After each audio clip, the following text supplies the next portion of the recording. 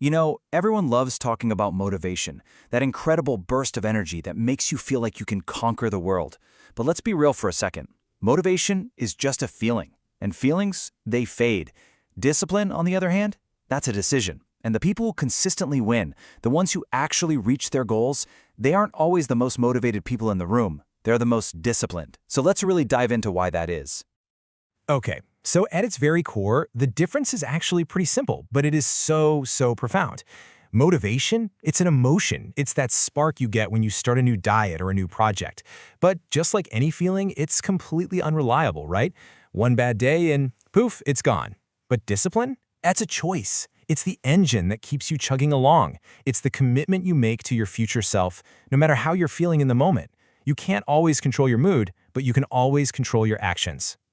So why is banking everything on motivation such a dangerous trap? Well, because it feeds the single biggest killer of our goals, procrastination. And believe it or not, the root of all that waiting around is a very real psychological thing called decision fatigue. I want you to think of your brain's ability to make good choices like a battery on your phone. Every single decision you make all day, from what shirt to wear to what to have for lunch, it drains a little bit of that power. As the day goes on, that battery just gets lower and lower. And when it's depleted, it gets so much harder to make smart long-term choices. Instead, our brain just defaults to the easiest option, which is usually doing nothing. That, in a nutshell, is procrastination. And this isn't just some abstract theory. We see this play out in some really high-stakes situations. Check this out. A famous study looked at over 1,000 parole decisions made by judges. In the morning, when they were fresh and their mental battery was full, they granted parole about 65% of the time. But as the day wore on, that rate dropped to less than 10%. But here's the crazy part. After a lunch break, what happened? The rate shot right back up to 65%. The judges weren't getting meaner, their brains were just tired. Okay, so if motivation is a trap and willpower is a battery that just runs out, what are we supposed to do? The answer is to stop trying to just try harder and instead focus on building a better system. A system that's powered by discipline. And I think this visual just perfectly illustrates the difference.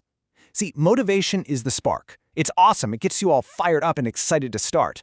But a spark can't actually get you to your destination. Discipline, that's the engine. It's the reliable, steady power that shows up day in and day out and does the work. It turns that little spark into real, sustained forward motion. You know, we really need to change how we think about the word discipline. It's not about punishing yourself or being super restrictive. It's actually the ultimate form of self-respect. It's the act of consciously choosing to do what's best for your long-term goals, especially when that little voice in your head is begging you to take the easy way out. So how does discipline actually work inside our brains? Well, it's not magic. It's pure neurology. Discipline is really just the process of consciously building and strengthening habits until they basically run on autopilot. So let's peek under the hood at the science. Turns out every single habit you have, the good, the bad, all of them follows this really simple three-step loop. First, there's a cue, which is just a trigger that tells your brain, hey, time to run that program. Second is the routine, which is the action itself. And third is the reward, that little hit of satisfaction that tells your brain, yeah, that was good. Let's remember this loop for next time.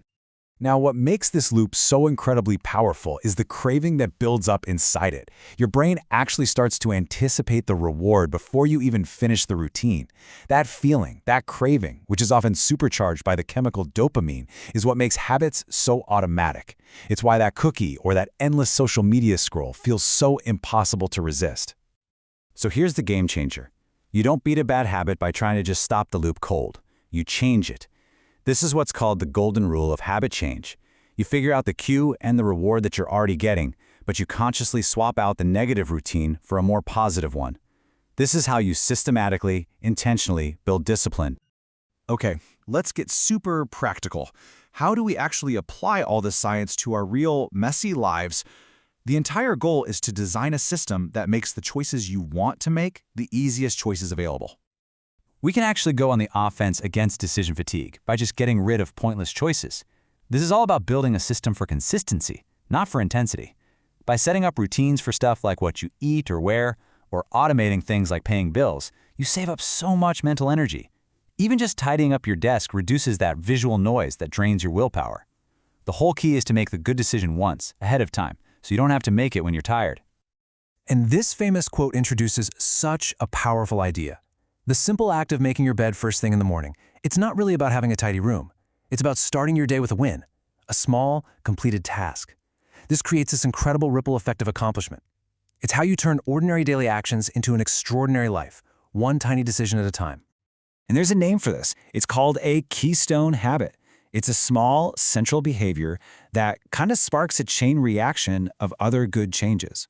Think about it. People who start exercising often just naturally start eating better and sleeping more without even trying to. Making your bed can be that keystone habit. It proves to yourself first thing in the morning that you are the kind of person who does what they say they're going to do.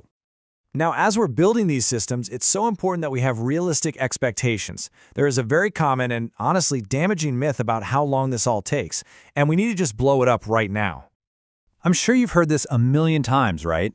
It takes 21 days to form a new habit. This idea is everywhere, but it's also a myth that causes so many people to feel like failures and just give up when a new behavior doesn't feel totally automatic after 3 weeks. So what does the actual science say? Well, a huge study that looked at all the research found that the average time it takes for a new behavior to become automatic isn't 21 days, it's 66 days. Yeah, more than double what most people think. But even that is just an average. The honest truth is that the time it takes is deeply personal. It depends on you, it depends on the habit. The actual range they saw in the studies was massive, anywhere from 18 days all the way up to 254 days. So what's the takeaway? Be patient with yourself. Consistency is so much more important than speed. All right, let's bring this all home and talk about the ultimate reward. It sounds like a total contradiction, but the end result of all this structure and all this discipline isn't restriction, it's real, genuine freedom. This quote from Jocko Willink just nails it. When you're disciplined with your money, you get financial freedom. When you're disciplined with your health and fitness, you get freedom from sickness and weakness. When you take control of your habits, you take control of your time, your growth, and your entire future. And this is the real payoff. Consistently practicing discipline doesn't just help you tick items off a to-do list, it builds your self-esteem because you're constantly proving to yourself that you're capable. It boosts your resilience so you can handle anything life throws at you. And ultimately, it lets you build a life that is truly in line with your deepest values. And what could be more fulfilling than that? So we end right where we started. Motivation is a fantastic guest, but it's never going to move in permanently. It will disappear. Just remember, you don't need motivation to act. You need discipline to win. So the real question, the one that's going to define your future, is this. When that feeling fades, and it will, what's your decision going to be?